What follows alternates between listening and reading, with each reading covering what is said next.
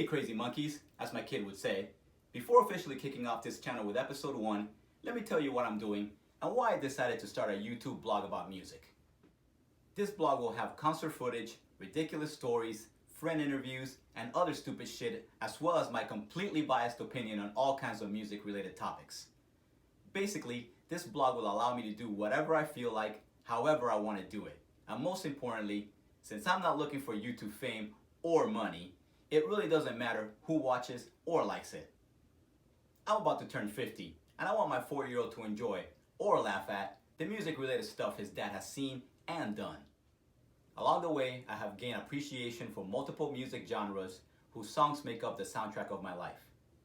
Compiling and passing on this soundtrack to my kid has become my long-term goal. Whether through this blog or my vinyl collection, these are tangible sights and sounds he will have long after I'm gone. Oh yeah, the only rule is that every episode would only be 10 minutes long. You see the counter below? Not sure why I want to complicate my life this way, but 10, as in 10 minutes, rhymes with Zen, which are my initials, so there is no turning back now. Anyway, how about we kick this off with a quick recap of shows I've been to so far this year. We started the 2019 concert season with the amazing Gary Clark Jr. at the Fillmore down in Miami Beach. The venue had an option where we can pay an extra $20 for front of line access, and it was well worth it. Julie and I ended up right on the rail.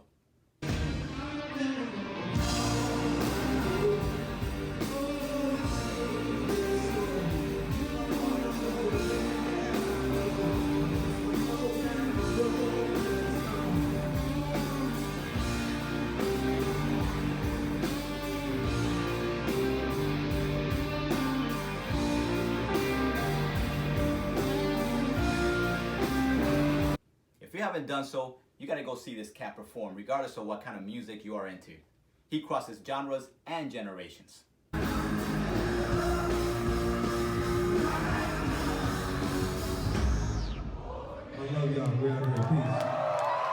Next up, a last-minute decision to experience the masters of modern progressive rock, Dream Theater. I got one picture of the marquee outside and apparently was so focused on the show that when I got home, all I had was one shitty picture and no video of the actual band. This was the first time I had been to a show at Hard Rock Orlando where they had chairs on the floor and, as expected, everyone stood the entire fucking show.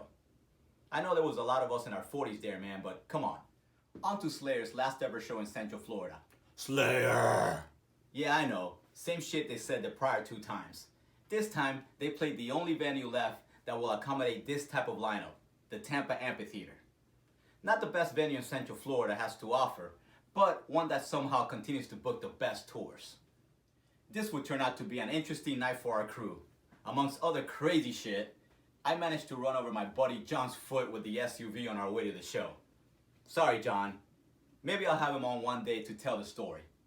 Anyway, the first band on was Cannibal Corpse. None of us are fans, so we decided to keep drinking. Then the modern day Vikings, Amon and Amarth, took the stage and immediately owned the crowd. They even had a cutout ship on stage.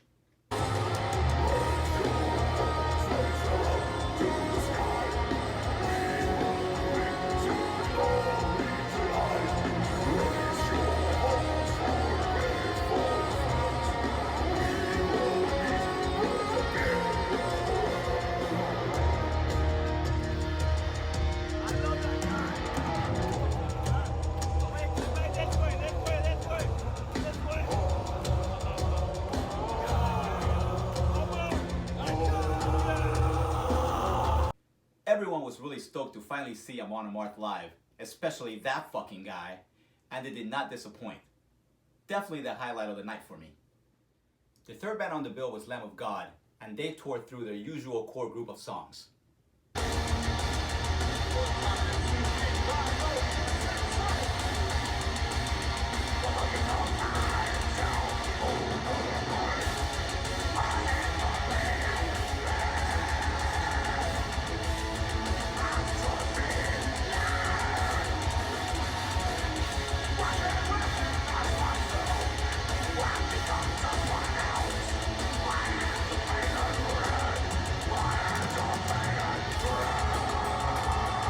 I really love this band, but they were a bit of a downer after Amon and Amarth this particular night.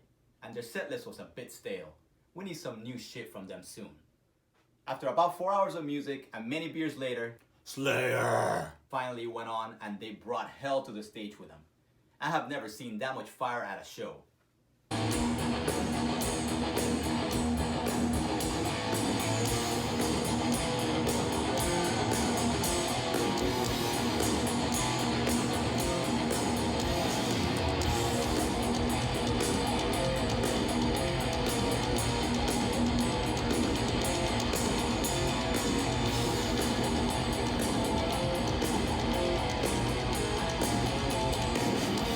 Their setlist was very well put together to fit the occasion, and the crowd was really stoked.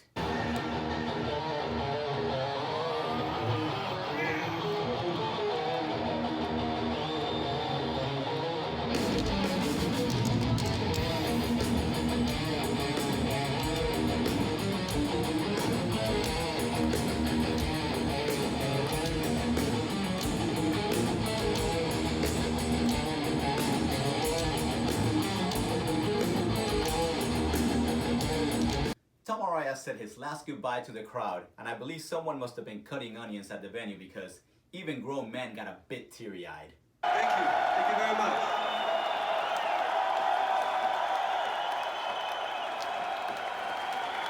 Thank you very, very much.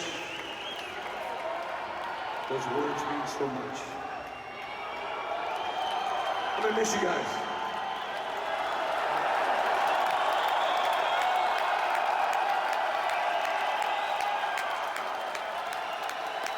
This time it actually felt like it was the last time we would see them play a Slayer. Now let's jump to the opposite side of the musical spectrum. I went to Florence on the Machine with the intention of being Julia's videographer, and just like the last time we saw her, I ended up having a great time.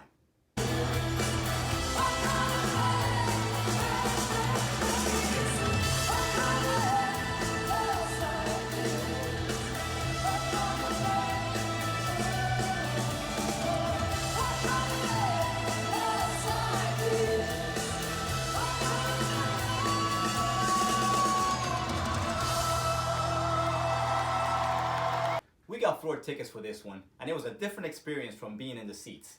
Florence is a one-of-a-kind entertainer who loves interacting with her audience. We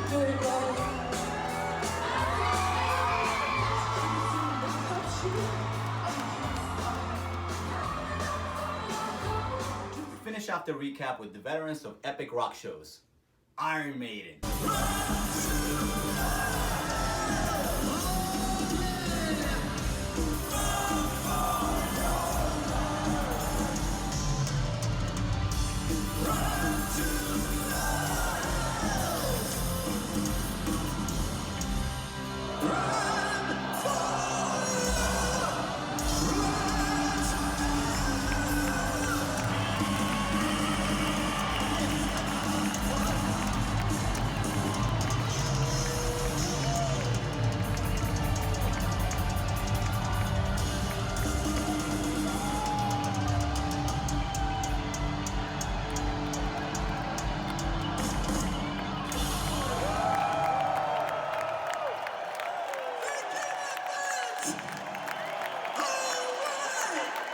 Their stage productions are still unmatched.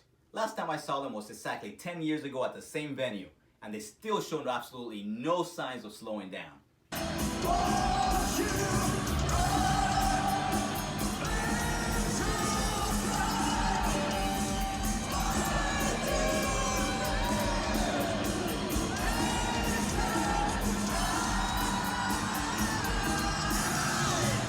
As you can see from the video, I ended up in the Land of the Giants for this one. I have never had such bad luck with floor tickets, and it felt like I was a foot shorter than everyone around me. Regardless, they were amazing, and it was a fun 24 hours down to Fort Lauderdale and back with the boys. One of the guys even brought a bottle of Metallica's Blackened Whiskey, which was not bad at all. I still hate Lars. Alright, that brings us to August, just as the concert season is about to really ramp up here in Central Florida. Look out for the official episode 1 on this channel, which will feature not one, but 2 of my favorite bands, the Face-Melting Torch and the almighty Baroness. See you next episode, Crazy Monkeys. Right on!